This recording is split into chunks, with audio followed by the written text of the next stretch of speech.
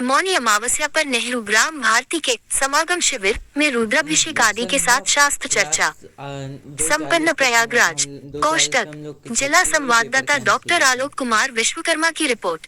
नेहरू ग्राम भारती मानित विश्वविद्यालय प्रयागराज के ज्योतिष कर्मकांड वास्तु शास्त्र डिप्लोमा एवं संस्कृत विभाग द्वारा मेला क्षेत्र में स्थित समागम कैंप में आज दिनांक 21 जनवरी 2023 को पूर्वाह 11 बजे से मौनी अमावस्या के पावन पर्व पर विश्व कल्याणार्थ रुद्राभिषेक पंचकन्याओं द्वारा महायज्ञ का आयोजन आचार्य के मिश्र, आचार्य राम मिलन मिश्र, बाबा श्याम दास, पूरा छात्र ब्रह्मर्षिनंद विभूषित जगत गुरु विश्वकर्मा शंकराचार्य आचार्य दिलीप योगीराज तथा ज्योतिष कर्मकांड तथा वास्तु शास्त्र डिप्लोमा के छात्रों द्वारा किया गया।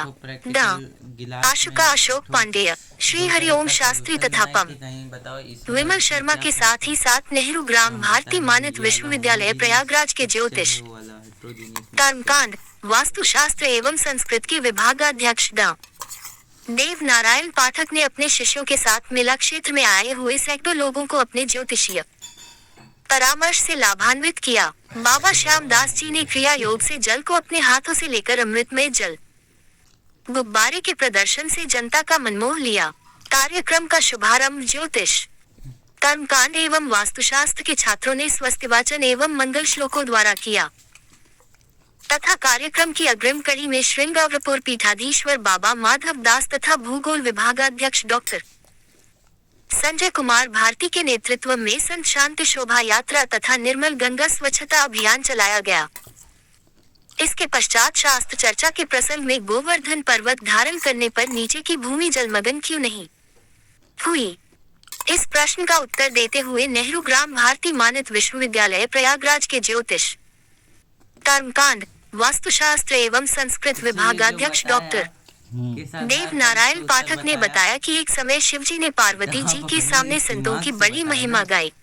संतों की महिमा सुनकर पार्वती जी की श्रद्धा उमड़ी और उसी दिन उन्होंने श्री अगस्त्य मुनि को भोजन का निमंत्रण दे डाला तथा शिवजी को बाद में इस बाबत बतलाया तो सुनकर शिवजी हंसे और कहा, आज ही तो संतों में श्रद्धा हुई और आज ही ऐसे संत को नेता दे दिया। अगर किसी को भोजन कराना ही था तो किसी कम भोजन करने वाले मुनि को ही नेता दे देती। तुम अगस्त्य को नहीं जानती, 3 चुल्लू में समुद्र सोख गए थे। भला इनका पेट भरना कोई हंसी खेल है? यदि भूखे रह गए तो लोक में बड़ी निंदा होगी। जीवन में एक बार शिव के यहाँ गए और भूखे ही लौटे। भद्रे कार्य विचार कर नहीं किया।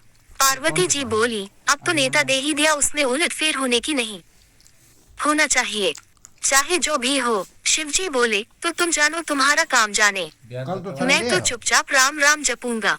पार्वती जी तो साक्षात अन्नपूर्णा ठहरी। उन्होंने सोचा, जब मैं संपूर्ण ब्रह्मांड को पूर्ण भोजन करा देती हूँ तो एक ऋषि का पेट नहीं भर सकती। अवश्य तृप्त ही नहीं, महातृप्त करके भेजूंगी। फिर क्या था, बड़े जोर शोर से तैयारी हुई। खाद्यान्नों के पहाड़ लग गए।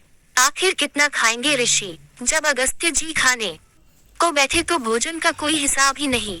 आखिर परोसने वाली साक्षात अन्नपूर्णा। इतना मधुर और इतना स्वादिष्ट भोजन पार्वती जी अपनी समस्त सखियों सहेलियों सहित दौड़ दौड़ कर परोसती रही कि भोजन का तारतम्य न टूटे। टोकरी की टोकरी थाल में पलट दी जाती थी, किंतु इधर यह भी खूब रही कि क्षण भर में थाली साफ।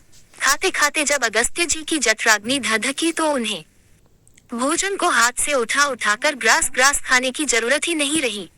भोजन स्वयं खींचकर उनके मुंह में जाने लगा। परोसने वाली सखियां घबराई कि कहीं भोजन के साथ हम सब भी न खींची चली जाएं।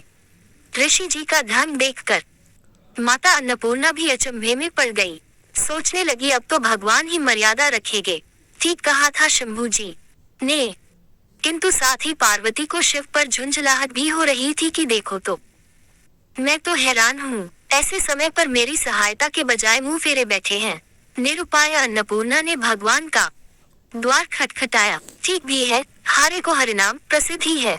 भगवान तुरंत ही बाल ब्रह्मचारी का रूप धारण कर आ पहुँचे और बोले, भगवती भिक्षा देही। पार्वती जी घबराए, मैं तो एक ही को पूर्ण करने में परेशान हूँ, ये दूसरे समाज सेवक भी आ धमके, सो भी भूखे ही। परंतु धर्म से विवश होकर ब्रह्मचारी जी के लिए भी ऋषि के समीप ही आसन लगाया जाने लगा।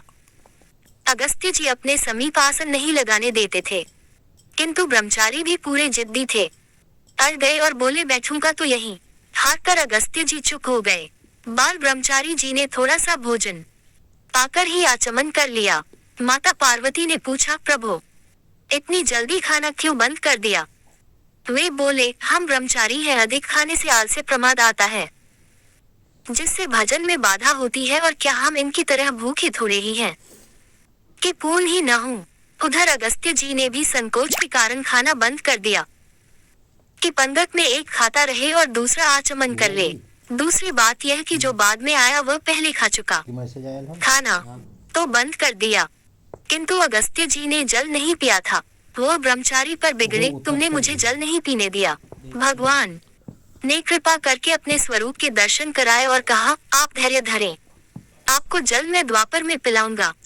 निमंत्रण मैं आज ही देता हूँ।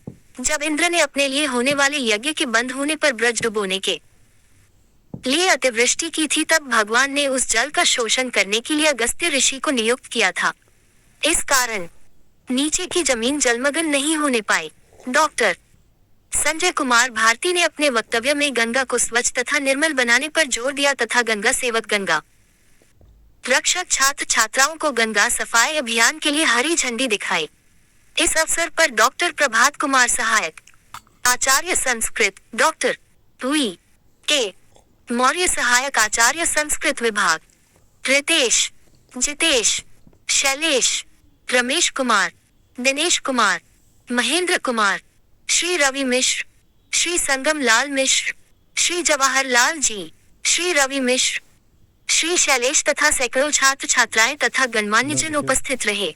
समाचार व विज्ञापन के लिए संपर्क करें।